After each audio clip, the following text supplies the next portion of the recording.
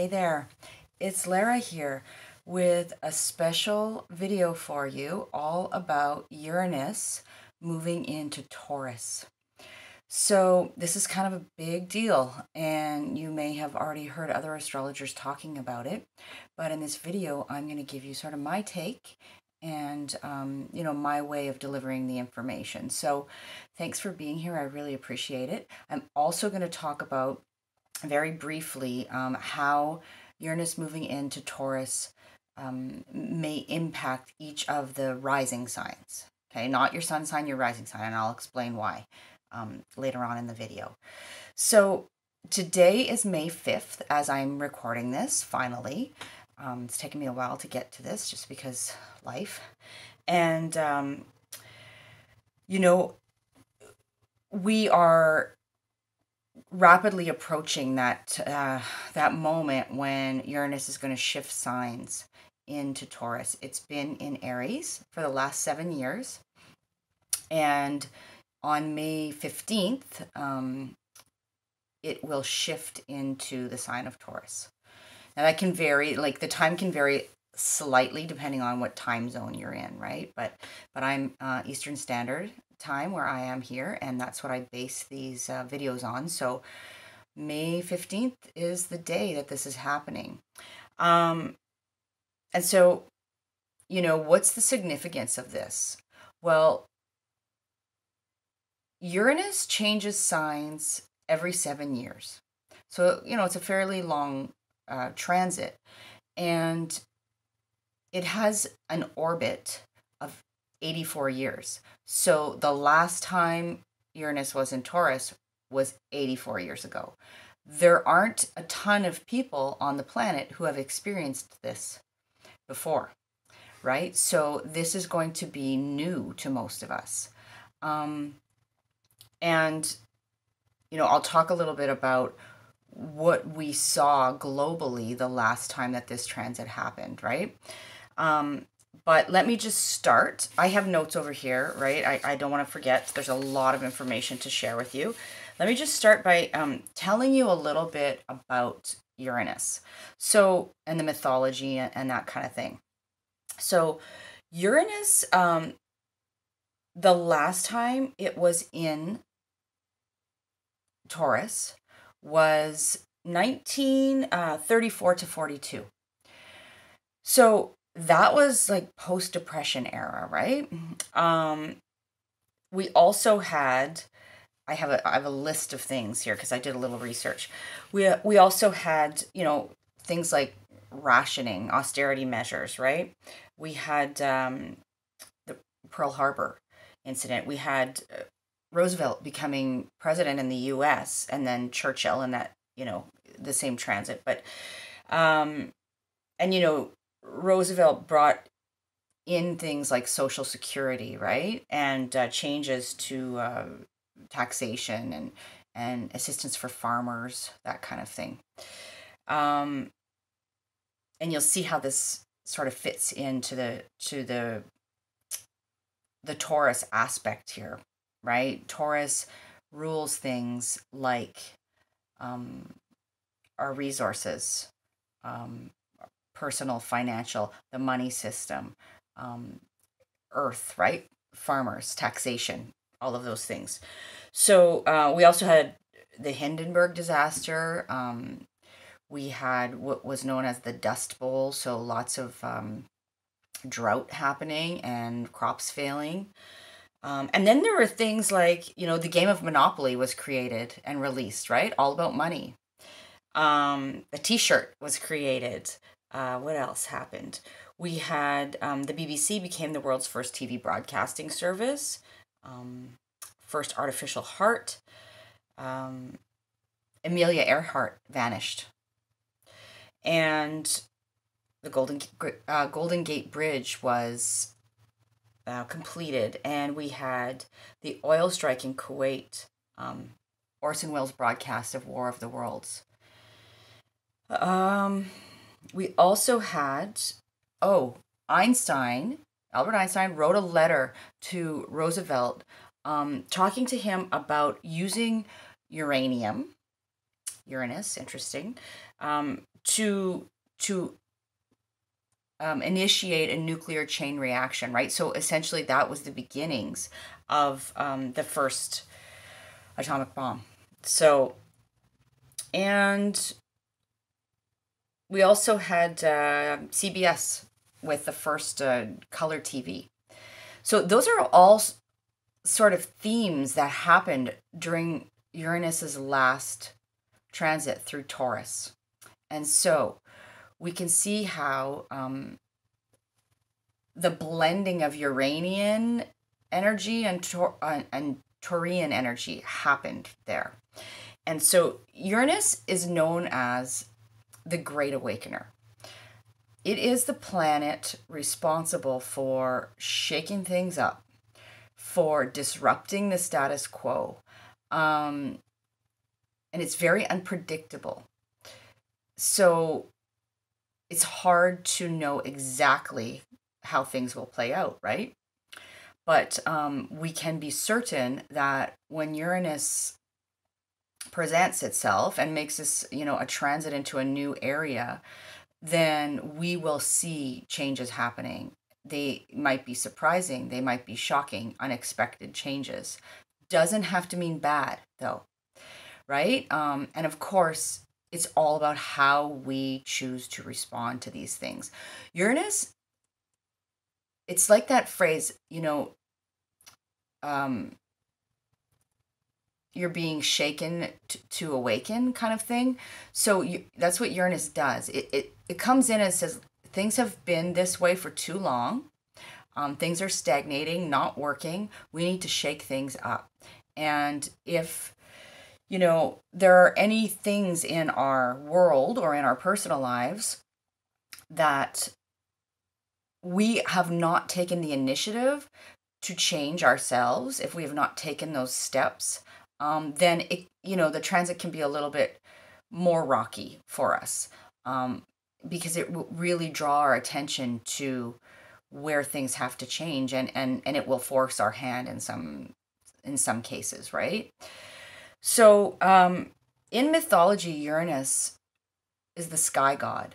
He's an ancient god, father of the Titans, which were precursors to the Greek gods. So Uranus was the wife of Gaia, Mother Earth. And so, he seeded the earth, right? And then, they had various children, which Uranus, didn't like too much because he felt threatened by them. And one of those children was Saturn. And so Uranus actually, he tried to, this is a weird story, but he tried to shove some of his children sort of back into Gaia's womb, right? Back into Mother Earth. And she got pissed about that. And so she kind of unleashed her children on him, and Saturn volunteered to go after his father and to make him pay. And so he castrated him and threw his testicles into the ocean. And from that, Venus was born.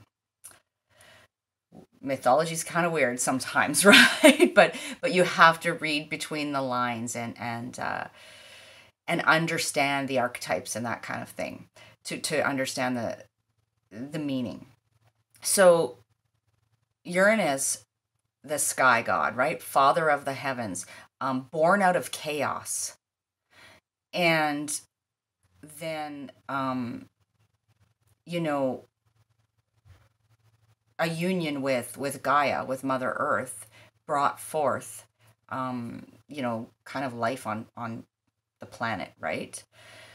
And so, you can see if you're one of those people that picks up on connections, then you're probably kind of thinking about how, in some ways, this is really connected to the idea of the God in the sky kind of thing, right? And being the great creator. So that's how I kind of think of Uranus as. So, you know, as a planet and a planetary energy, Uranus rules chaos and rules, the unexpected aha moments, insights, flash discoveries, scientific discoveries, um, forward thinking and vision. But in this weird way, and I don't hear a lot of people talking about this, but there is a connection to like the ancient mystery somehow.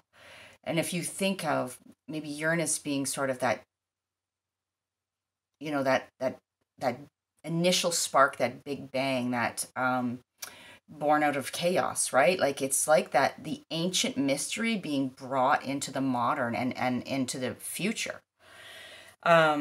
So Uranus also rules things like electricity, the internet, that web of information that goes back and forth and connects everything, right? It rules connectedness. Uranus is the planet that rules Aquarius, and Aquarius is all about the collective conscious. It's about groups, humanitarian causes, our tribe, how we're connected. It's about vision and eccentricity and, sort of like a detachment as well, in some ways. Like, Aquarians are often very good at thinking about the greater good and not getting too emotional about it, right? Not getting too emotionally attached. They're able to detach and look at the bigger picture. Uranus also rules astrology, rules outer space, rules uniqueness, freedom, autonomy, rebellion, those kinds of qualities. And, it's about breaking sort of the old structures. And with this transit of Uranus moving into Taurus and all of the energy that's in Capricorn right now, we can be certain that there will be shakeups to our traditions, our structures, our systems, our outdated, our outdated systems, our outdated structures, our patriarchal way of setting the world up kind of thing, right? So Uranus was the first planet discovered using a telescope. And so you see the connection there to science and new discoveries, right? But it was discovered, this is where the sort of uniqueness or the eccentricity comes in. It was discovered by a guy named William Herschel, who was actually a musician. He was sort of like an amateur astronomer, right? And so you can see this whole notion of breaking the barriers of tradition, and this uniqueness and this sort of rebellion and some, doing things differently kind of right from the get-go, right? And so Herschel had a sister who was sort of living life as a Cinderella to a family kind of thing. And she was single, and so he called her to help him with his with his astronomy, basically. And so she became the first recognized female astronomer. And so Uranus is also associated very much with this idea of independent women. An interesting fact is William Herschel went to the same church as Jane Austen, who is, one of those women from history who we look at as, one of the first sort of feminists, right? So Herschel's sister in 1828 was actually awarded the gold medal of the Royal Astronomical Society, first time for a female. And so she, she never married. She just was very independent and recognized in this way. Also, in 1781, in the year that Uranus was discovered, I don't think I mentioned that yet, Elizabeth Freeman, who was a slave, became the first female to win her freedom, first female slave to win her freedom. And obviously that changed the course of history, right? So you can see how there is this association with independent women. And there's a number of astrological factors playing out right now that are showing us how the feminine is starting to rise, right? To fight back, to overcome oppression, to regain the balance between the masculine and the feminine. We can see this playing out all over the place, right? With the Me Too movement is just one small example of that. Bill Cosby recently being convicted of, his sexual harassment crimes. Harvey Weinstein, right? Like there's many examples. Those are just ones that we really are kind of in our faces, so they're obvious to us. But this is happening, and the whole idea of Uranus in Taurus speaks to this as well, and how we will likely see this theme continue, and how women may be very instrumental in the changes to the economy moving forward, to all of these Taurian themes, right? So Uranus is also, in evolutionary astrology, which is the kind of astrology that I use and study, Uranus has a relation to our trauma as a collective, like our traumatic history kind of thing, like our long-term memory trauma. And by that I mean like generational trauma kind of thing. And so we can see this playing out as well, right? In terms of, again, with the move into Taurus, we're already seeing a lot of talk about, the need to care for our earth better, the damage that has been done. How do we repair that? We look at indigenous peoples, and we see how the issues of their collective trauma are being brought to the surface, and their connection to the earth, right? And we may look to, hopefully, their experience and their knowledge as a way to help us move forward, right? Finally getting some recognition for their wisdom in terms of how to live on the planet properly, and how to live in nature in a respectful and sustainable way, right?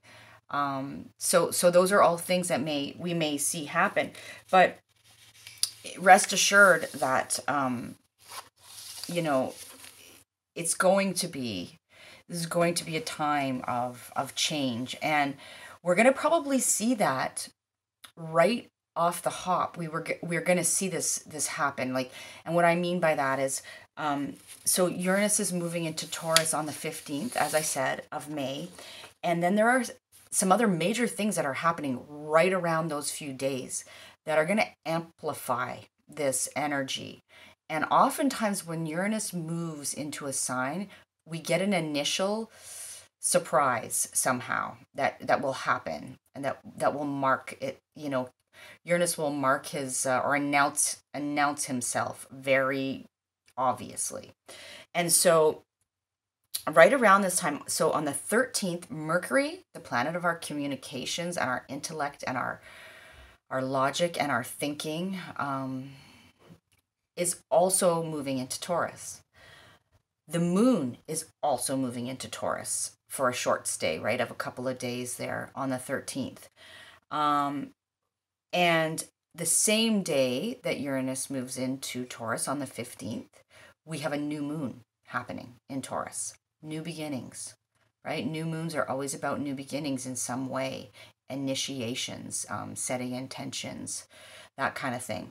And then Mars on the 16th moves into Aquarius. So an Aquarius, right, as I just mentioned to you, is the sign that's ruled by the planet Uranus. So like, boom, all of this Uranian, Taurian energy all at once. And, you know, there is still all this energy happening in Capricorn, another earth sign. Taurus is a fixed earth sign. Capricorn is an earth sign as well. And so there's a lot of this fixed earth energy happening, you know, and that is like this sort of immovable, stubborn, rock solid energy. And when Uranus is going to move in there and go, you know, okay, we got to break this down. We got to break this down. We got to break this up. This is stagnation. Things need to change. We can't be this stubborn. We can't, you know, this isn't working for us. So we're going to probably see the first waves of that happening right around the time that Uranus makes its move into Taurus. I'm going to show you the chart here at this point, so you get a visual. So this is for the 15th of May. And so you can see here there's the moon in Taurus, the sun in Taurus, Mercury in Taurus, and there's Uranus, 0 degrees, moved into Taurus, right? And then you will see down here where we've still got Saturn, which is retrograde in Capricorn, Pluto, which is retrograde in Capricorn, and Mars, which is in Capricorn, and then going to shift into Aquarius, right? So I also was going to point out here that we have Leo on the ascendant in this chart, which means Leo is the rising sign. Leo is on the horizon, and our collective north node is in Leo right now, so almost on the ascendant, right? So what does that mean for people that are, you know, what does all this astrology talk mean? Well, I just thought it was significant because the north node in astrology signifies our kind of destiny in a sense. It's what our soul is evolving towards.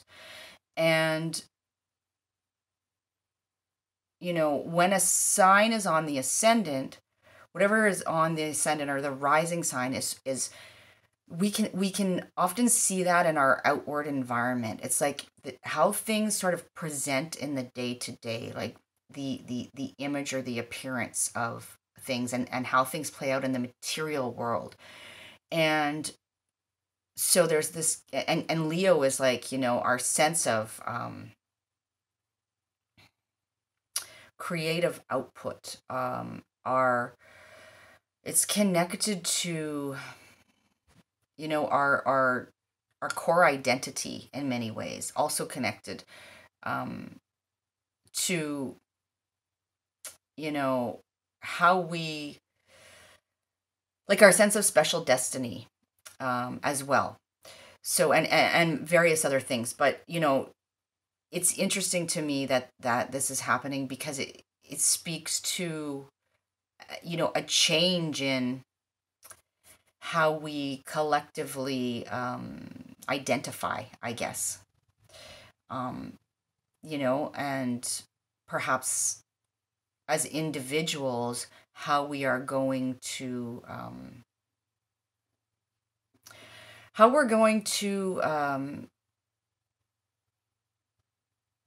take control and really start to you know, start to use our own life force to work with this energy. And so that's the chart.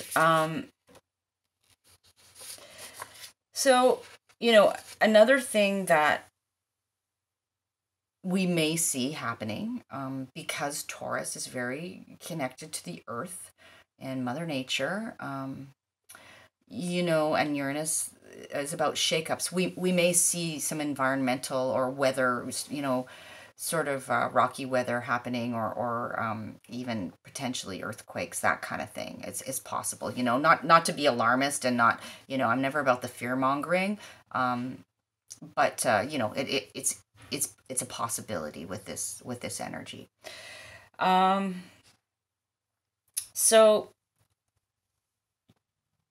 once again, Taurus rules our sense of security, our resources.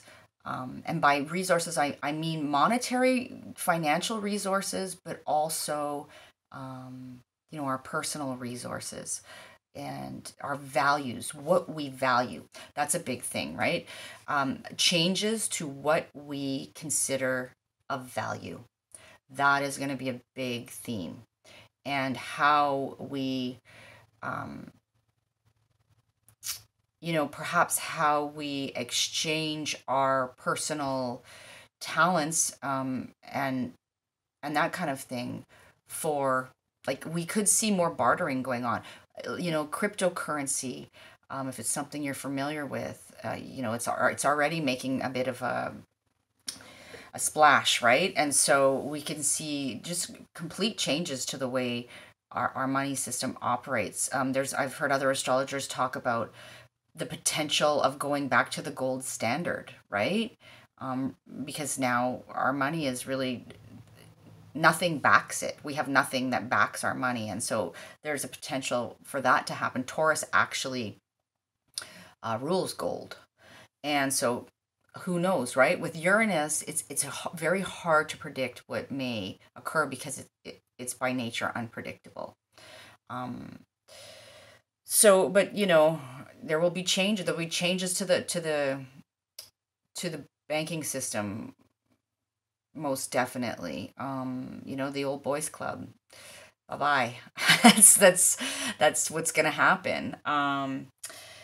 And not, frankly, not a moment too soon as far as I'm concerned, but, sort of depends on what side of the fence you're on there, I guess.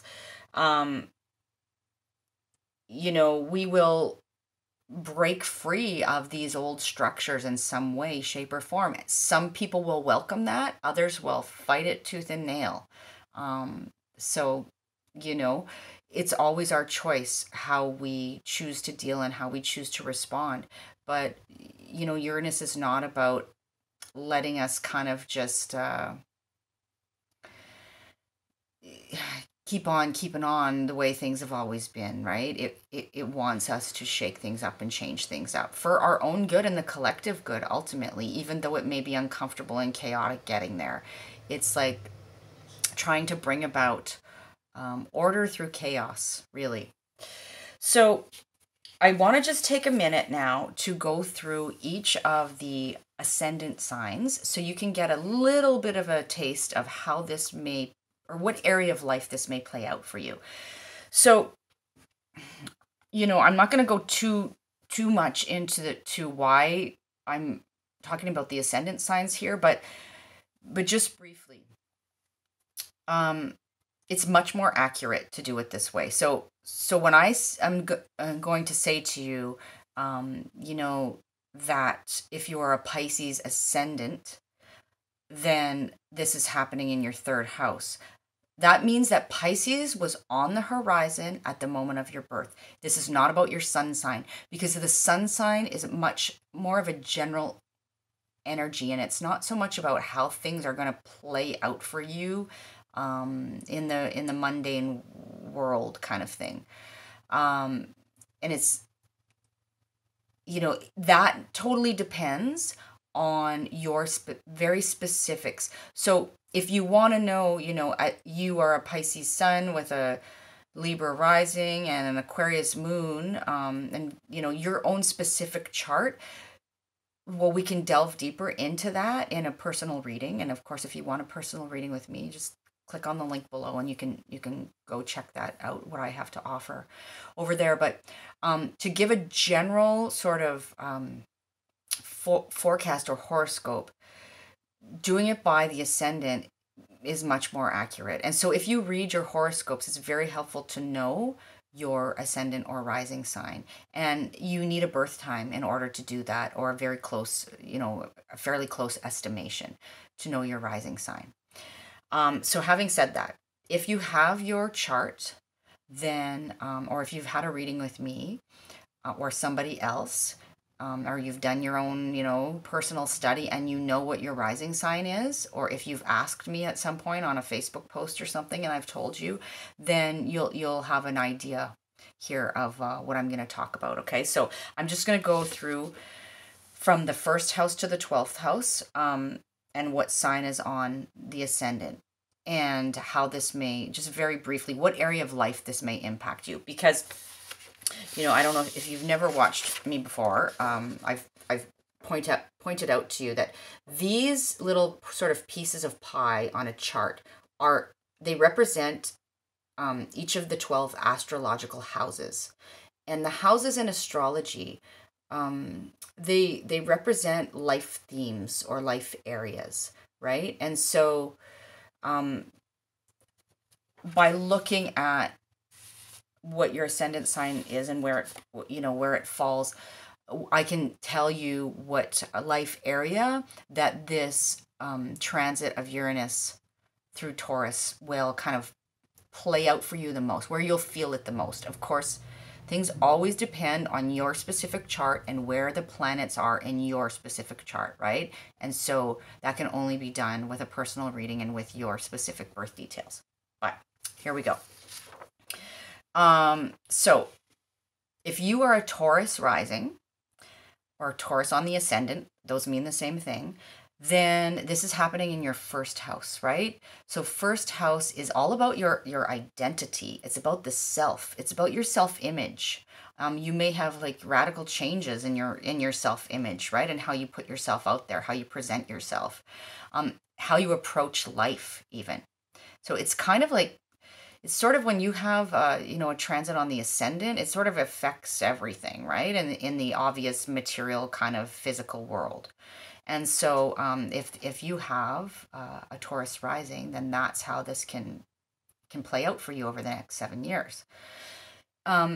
If you are an Aries rising, then this is happening in your second house. And this is about your personal resources, your finances, your sense of security and stability in the world, your, how you use your talents to to further your sense of security and stability kind of thing. It's what you value as well. And so that's, if you're an Aries rising, that's the area of life this transit is playing out for you in. If you are a Pisces rising, then this is happening in your third house of communications, of thinking, of local travel, like short distance travel kind of thing, of communications with siblings and peers and neighbors, that kind of thing. So anything involving communications and thinking and intellect and ideas, that kind of area. So if that's what's going on, if you're a Pisces rising, that's how this, or the area of life that this transit will impact you the most. If you're an Aquarius rising, this is happening in your fourth house of home and family and your roots and your ancestry. Fourth house is also about the mother. And so these kinds of themes, this is where you can feel this Uranian energy, right? This energy of change and happening for you if you're an Aquarius rising. If you're a Capricorn rising, this is happening in your fifth house. So this is about children and activities involving children. It's about your creative output, how you put yourself out there in the world, your sense of special destiny. This is about the fun things in life, risk-taking, pleasure, romance, that kind of thing. So that's the area of life for Capricorn rising that this transit will be happening. For Sagittarius rising, this is happening in your 6th house. And the 6th house is like the daily grind. It's our daily routines in terms of, work, how we are of service. Our health and wellness routines also fall into this house. And so, that's sort of the area where you will feel these shakeups and changes happening for you if you're a Sagittarius rising. If you're a Scorpio rising, this is happening in the 7th house for you, which is the house of relationships, one-to-one relationships mostly, and partnerships, contracts. Also the house of what we call open enemies, right? Which just means like the people that you know that are not really on your side, right? Not really on your team for whatever reason. And so that is for Scorpio rising in your 7th house. For Libra rising, this is happening in your 8th house. And so the 8th house deals with things like transformation, with the hidden psyche, like our deep psyche, with the occult. And all occult means is hidden knowledge. So hidden knowledge, right? With intimacy, with other people's resources, right? And with the cycle of death and rebirth. And that doesn't necessarily mean in a literal sense, right? We think of I always say the phoenix rising from the ashes. That's sort of the 8th house. And so for Libra rising, that's where this Uranus transit is going to be happening for you. For Virgo rising, you will have this in the 9th house of long distance travel, of interactions with foreigners and foreign cultures, of higher education, so like post-secondary education kind of thing, or higher learning, of your philosophy, your worldview, your beliefs. And so this is where this transit is happening for you if you're a Virgo rising. Leo, this is Leo rising. This is happening in your 10th house. And the 10th house is that house that's at the top of the chart. It is about our ambitions, our career, not so much our day-to-day work tasks, but our career ambitions, right? It's about our authority. It's about our aspirations and our achievements and our reputation, and our standing, our social status, that kind of thing. So that's for Leo rising. For Cancer rising, this is happening in your 11th house. And the 11th house is the house of friendships, of groups, organizations, the collective, humanitarian causes, like future vision, hopes and dreams, those kinds of things. So connecting with your tribe, those are all 11th house themes. And so that's the area that this will be happening for you if you're a Cancer rising. And last but not least, this will happen for Gemini rising in the 12th house. And so the 12th house is a bit of an elusive house, right? It is the house of spirituality, of the unseen, of our subconscious, of our inner world. It is the house of our dream world, of it can be the house of like escapism as well.